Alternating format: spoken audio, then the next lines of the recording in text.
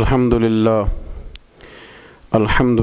الذی ذی العزت والعلا والصلاة والسلام علی سید الانبیاء شمس الضحیٰ بدر الدجا نور الہدی منبع الجود والعطا اما بعد اعوذ باللہ من الشیطان الرجیم بسم اللہ الرحمن الرحیم والسابقون السابقون صدق اللہ العظیم ان اللہ وملائکتہ یصلون علی النبی یا ایہا الذین آمنوا صلوا علیہ وسلموا تسلیما الصلاۃ والسلام علیک یا سیدی یا رسول اللہ وعلی آلک واصحابک یا سیدی یا حبیب اللہ اللہم صلی علی سیدنا و مولانا محمد معدن الجود والکرم وعلی آلہ وصحبہ وبارک وسلم۔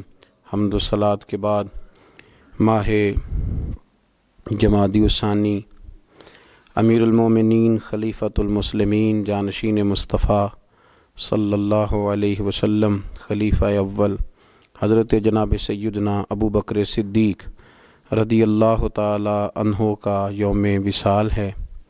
اسی ماہ مبارک کی 22 تاریخ کو آپ نے وصال فرمایا۔ اسی کی مناسبت سے ایک سلسلہ گفتگو حضرت ابو بکر صدیق رضی اللہ تعالیٰ عنہ کے اخلاق و تعلیمات اس عنوان سے شروع کیا جا رہا ہے۔ اللہ تبارک و تعالی ہمارا یہ نذرانہ بارگاہ صدیق اکبر میں مقبول فرمائے اور اللہ اسے قبول کر کے ہمارے لیے ذریعہ نجات اور توشہ آخرت بنائے۔ حضرت ابو بکر صدیق کے بارے میں امت جانتی ہے کہ آپ سابقون الاولون میں سے ہیں۔ جن لوگوں کو قرآن مجید نے کہا والسابقون السابقون، وہ جو سبقت لے جانے والے تھے وہ سبقت لے ہی گئے، یہ سبقت لے جانے والوں میں سے ہیں۔ حضرت ابو بکر صدیق رضی اللہ تعالیٰ عنہ کے اخلاق میں، تعلیمات میں جو چیز سب سے زیادہ نمایاں ہے، جو سب سے زیادہ اعلیٰ ہے، جو سب سے زیادہ عرفہ ہے، وہ یہ ہے کہ ان کے جلووں میں، ان کے اخلاق میں نبی پاک علیہ الصلاۃ والسلام کی سیرت کا مکمل عکس دکھائی دیتا ہے۔ انہوں نے اپنے آپ کو نبی پاک صلی اللہ تعالیٰ علیہ وسلم کی مقدس سیرت کے مطابق ڈھال لیا تھا۔ اٹھنا، بیٹھنا، چلنا، بولنا، وہ سمجھ گئے تھے کہ اللہ کے نبی صلی اللہ علیہ وسلم کے رضا کیا ہے۔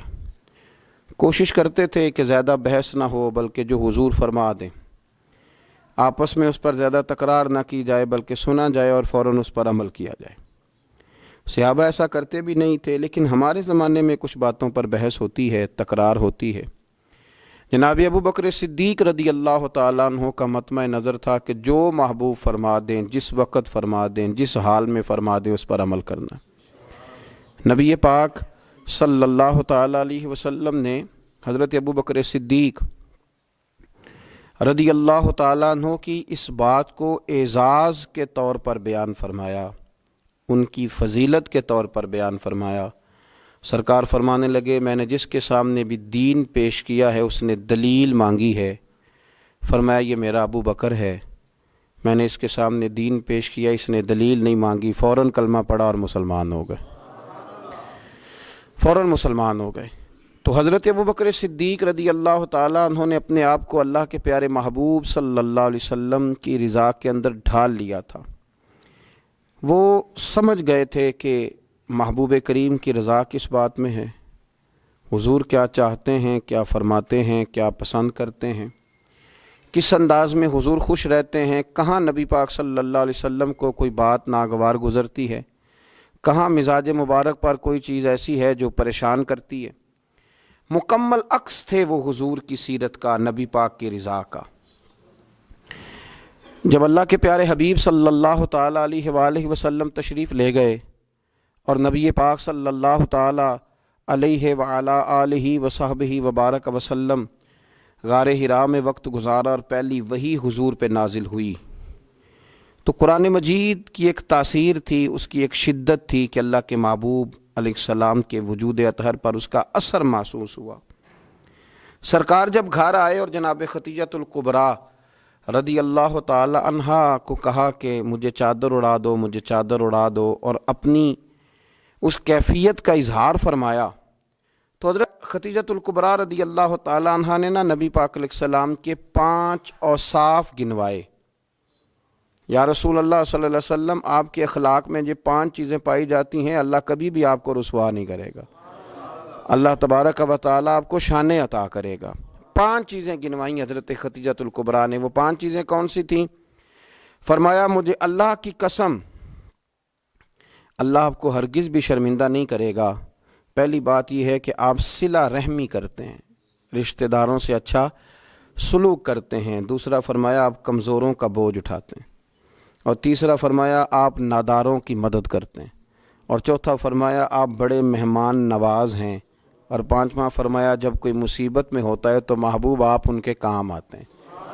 یہ 5 آپ کے اندر وہ اخلاق عالیہ ہیں جن کی بنیاد پر میں کہتی ہوں کہ اللہ آپ کو عزتیں ہی عطا فرمائے گا، بلندیاں ہی آپ کا نصیبہ ہوں گی. یہی ان باتوں سے میں نے دیکھا ہے. حضرت سیدنا خدیجۃ الکبریٰ رضی اللہ تعالی عنہا کا یہ قول بخاری شریف میں موجود ہے. اور اسی بخاری میں حضرت ابو بکر صدیق رضی اللہ تعالیٰ عنہ کے بارے میں ابن دغنہ نے ایک بات کہی تھی. جب آپ مکہ چھوڑ کے جانے لگے کافروں کی سختیوں سے پریشان ہو کر، تو ابن دغنہ نے آپ کو کھڑا کر لیا اور کہنے لگا ابو بکر آپ نہ جائیں. کیوں؟ کہنے لگا آپ جیسے شخص کو یہیں رہنا چاہیے. وجہ اس کی یہ ہے کہ آپ 5 باتیں وہ جو حضرت خدیجہ نے نبی پاک کے بارے میں گنوائیں تھیں، وہی 5 باتیں اسی بخاری میں اسی ترتیب سے موجود ہیں کہ ابن دغنہ کہنے لگے کہ آپ صلہ رحمی کرتے ہیں، آپ کمزوروں کا بوجھ اٹھاتے ہیں. ابو بکر صدیق آپ ناداروں کی مدد کرتے ہیں، آپ بڑے مہمان نواز ہیں، آپ مصیبت زدہ لوگوں کے کام آتے ہیں. وہ 5 باتیں جو حضور کی سیرت مبارکہ کا عکس کے طور پر حضرت خدیجہ نے بیان کی، وہی جلوے ابن دغنہ نے جناب ابو بکر صدیق کے بیان فرمائے. وہی عکس، وہی رنگ، کچا رنگ للاری والا جڑا چڑھدا لیندا رہندا، اے عشق تیرے دا رنگ محمد چڑھ جائے پھر نہیں لیندا. تو وہی کیفیات، وہی عکس سیرت حضرت ابو بکر صدیق میں پایا جاتا تھا. صلح حدیبیہ کے موقع پر جب کافروں نے سخت اور صبر آزما شرطیں رکھی، حضرت عمر پریشان ہو گئے. کچھ ایسی باتیں تھیں جو عقل میں نہیں آتی تھیں، پریشان ہو گئے. جا کے عرض کی یا رسول اللہ صلی اللہ علیہ وسلم آپ بھی سچے ہیں، قرآن بھی سچا ہے، اسلام بھی سچا ہے. استفہامیہ انداز میں پوچھا تو یا رسول اللہ صلی اللہ تعالیٰ علیہ وآلہ وسلم یہ دشمن باطل پہ ہیں تو پھر ہم دب کے صلح کیوں کر رہے ہیں؟ تو نبی پاک صلی اللہ علیہ وسلم نے فرمایا میں اللہ کا رسول ہوں، میں اس کی نافرمانی نہیں کرتا، وہ میری مدد کرے گا. حضرت عمر رضی اللہ تعالیٰ عنہ فرماتے ہیں میں نے عرض کی یا رسول اللہ صلی اللہ علیہ وسلم آپ نے کہا نہیں تھا کہ ہم عن قریب عمرہ کریں گے، بیت اللہ کا طواف کریں گے؟ تو حضور علیہ الصلوۃ والسلام فرمانے لگے میں نے کہا تھا، یہ تو نہیں کہا تھا کہ اسی سال ہی کریں گے، انشاءاللہ کریں گے. حضرت عمر فاروق فرماتے ہیں کہ میری وہ طبیعت میں چونکہ جلال تھا، حضور نے بات کہہ دی، میں نے سن لی، پر میں مطمئن نہیں ہوا تھا. میری وہ چونکہ جذبہ جہاد سے میں سرشار تھا تو محبوب کے ادب کی وجہ سے میں خاموش ہو گیا، لیکن ابھی میری طبیعت اس طرح ٹھنڈی نہیں ہوئی تھی. جس طرح حضرت سیدنا ابراہیم علیہ السلام نے کہا نا یا اللہ مجھے دکھا تو پرندوں مردوں کو کیسے زندہ کرے گا، تو کہا یقین نہیں کا مالک، یقین تو ہے پر اطمینان قلبی کے لیے. تو فرماتے میں بھی اسی طرح حضور کی بارگاہ سے نکلا اور جناب صدیق اکبر کے پاس پھر گیا اور میں نے جا کے وہی باتیں دہرائی. میں نے کہا ابو بکر رسول کریم علیہ السلام بھی سچے، قرآن بھی سچا، اسلام بھی سچا، پھر ہم دب کے صلح کیوں کریں؟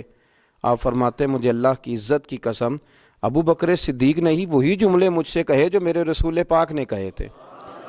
فرمانے لگے عمر وہ اللہ کے رسول ہیں، وہ اللہ کی نافرمانی نہیں کرتے، اللہ ان کی مدد کرے گا. تو میں نے فوراً عرض کیا کہ نبی کریم صلی اللہ علیہ وسلم نے فرمایا نہیں تھا، حضور نے فرمایا نہیں تھا کہ ہم طواف کریں گے، بیت اللہ کا عمرہ کریں گے؟ تو جناب ابو بکر صدیق فرمانے لگے عمر حضور نے کہا تھا کریں گے، یہ تو نہیں فرمایا تھا کہ اسی سال ہی کریں گے.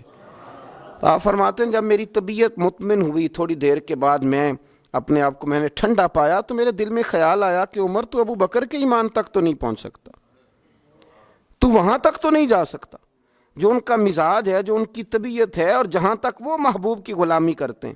دوستو عکس بنا لیا اپنے آپ کو، عکس اپنے آپ کو اس رضا میں ڈھال لیا جو نبی پاک کی رضا تھی، اپنے آپ کو وہاں لا کے کھڑا کر دیا جہاں کھڑا ہونا مدینے والے رسول پسند فرمایا کرتے تھے، اپنے آپ کو ان چیزوں کا عادی بنایا جو چیزیں میرے نبی کی چاہت تھیں۔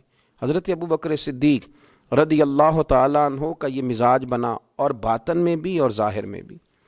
جب آپ حضور علیہ الصلوۃ والسلام کو مدینہ طیبہ لے کر کے آئے نا، تو شارحین کہتے ہیں کہ طریقہ یہ تھا حضرت ابوبکر صدیق کا کہ وہ چلتے بھی اسی طرح تھے جو نبی پاک کا طریقہ تھا، اور جب وہ بولتے تھے تو لگتا تھا کہ یہ نا پورا حضور سید عالم علیہ السلام کے جملوں کو کاپی کرتے ہیں، اور ان کا لباس پہننے کا طریقہ بھی وہی تھا، اور ان کا امامہ باندھنے کا طریقہ بھی وہی تھا۔ تو فرماتے ہیں دونوں مل کے بیٹھ گئے، اسی کو کہتے ہیں فنا فی الرسول ہو جانا، اپنے آپ کو محبوب کی ذات میں فنا کر دینا۔ فرماتے ہیں کہ حضرت ابوبکر صدیق حضور کے ساتھ آ کے بیٹھ گئے، تو جن لوگوں نے پہلے محبوب کی زیارت نہیں نہ کی تھی، وہ جب ملنے کے لیے آتے نا تو کچھ تو حضور کی دستبوسی کرتے اور بیٹھ جاتے، حضرت ابوبکر صدیق سے ہاتھ نہ ملاتے، اور کچھ چونکہ جانتے نہیں تھے تو وہ آ کے حضرت ابوبکر صدیق کی دستبوسی کرتے، اور وہ بیٹھ جاتے، محبوب کریم تک معاذ اللہ پہنچ ہی نہ پاتے، چونکہ جلوے اس طرح پڑھتے تھے، اس طرح عکس نظر آتا تھا کہ کچھ لوگوں کو غلط فہمی ہونے لگی۔ وہ حضرت ابوبکر صدیق کو ہی معاذ اللہ اللہ کا رسول سمجھ کے دستبوسی کرتے اور بیٹھ جاتے۔ جناب صدیق اکبر چونکہ عکس تھے، چونکہ نمونہ تھے، چونکہ جلوے دکھائی دیتے تھے، تو لوگوں کو پریشانی ہوئی۔ حضرت ابوبکر صدیق رضی اللہ تعالیٰ عنہ نے چاہا کہ میں کچھ ایسا کروں جس سے پتہ چلے کہ میں غلام ہوں اور یہ میرے آقا تشریف فرما ہے۔ آپ فوراً اٹھے، اپنی چادر اپنے کندھوں سے اتاری اور نبی پاک پہ یوں کر کے انہوں نے سایہ کر دیا۔ دھوپ زیادہ تھی، حضور پہ سایہ کر دیا تاکہ پتہ چلے کہ سایہ کرنے والا کوئی غلام ہے، اور جن پر سایہ کیا جا رہا ہے وہ آقا ہیں، سایہ کرنے والا غلام ہے۔ یہ رنگ اختیار کیا چونکہ وہ جلوہ تھا نا، وہ حسن تھا، وہ کیفیات تھیں، وہ اس کا پورا مزہ تھا۔ یہاں بزرگوں نے ایک اور لطیف بات لکھی ہے، وہ کہتے ہیں میرے محبوب نا بدلے بڑے بڑے بڑھا کے دیتے ہیں، وفاؤں کا اجر بڑا شاندار دیتے ہیں۔ حضرت صدیق اکبر نے تھوڑی دیر کے لیے اللہ کے رسول پر چادر کا سایہ کیا تھا، محبوب کریم نے قیامت تک کے لیے ان کی قبر پہ اپنے گنبد کا سایہ کر دیا، قیامت تک سایہ کر دیا ہے ان کے گنبد پر۔ جو وہاں جائے گا وہ جناب محبوب کریم پہ سلام عرض کرے گا تو پھر بارگاہ صدیقی میں بھی سلام عرض کرے گا۔ میرے عزیزو، عکس بنا لینا اپنے آپ کو، اور رسول اللہ صلی اللہ تعالیٰ علیہ وسلم کی غلامی کا پورا لبادہ اوڑھ لینا۔ ان کو سمجھ آ گئی تھی کہ حضور کی رضا کس چیز میں، وہ جان لیتے تھے، وہ سمجھ جاتے تھے، وہ ان چیزوں کو پرکھ لیتے تھے۔ جو لوگ دیر سے سمجھتے تھے وہ جلدی سمجھ جاتے تھے۔ حضور کے وصال مبارک کا وقت آیا تو نبی کریم صلی اللہ تعالیٰ علیہ وسلم نے نا صحابہ سے بات کی، نام نہیں لیا، ذرا سمجھنا۔ حضور فرمانے لگے اللہ نے اپنے ایک بندے کو اختیار دیا ہے، چاہے تو وہ دنیا میں رہے اور چاہے تو اپنے رب کریم کی بارگاہ میں حاضر ہو جائے۔ اللہ نے اپنے ایک بندے کو اختیار، اس بندے کا نام نہیں لیا، بس محبوب کی زبان سے جو جملے نکلے تو پیچھے بیٹھے تھے جناب صدیق اکبر رونے لگے، آنسو ٹپکنے لگے، داڑھی بھیگنے لگی۔ لوگوں نے پوچھا آپ کیوں رو رہے ہیں؟ حضور علیہ السلام نے تو فرمایا اللہ نے ایک بندے کو اختیار دیا۔ فرمایا تم نہیں سمجھے، میں تو سمجھ گیا ہوں نا، اللہ کے رسول اپنی بات کر رہے ہیں۔ اتنے شناسا تھے کہ حضور سید عالم علیہ السلام کی رضا کو فوراً پا لیتے تھے۔ دعا ہے عرش کا مالک ہمیں بھی ان کے عشق کی خیرات عطا